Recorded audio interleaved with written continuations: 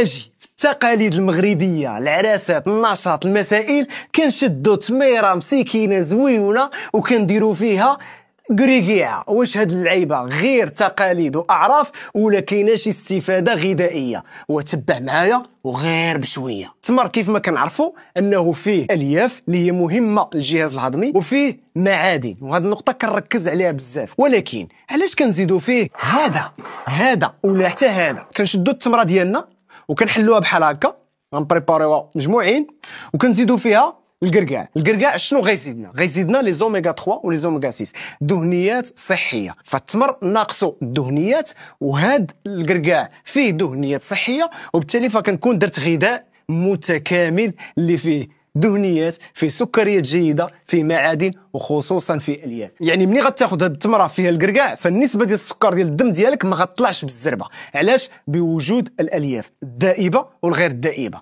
بغيتي تاخذ التمر خذو بوحدو، بغيتي تبوكسو بطريقه صحيه زيد عليه كريكيعه وانت ناضي. بارطاجي لي المعلومه مع صحابك واكيعوا ربي.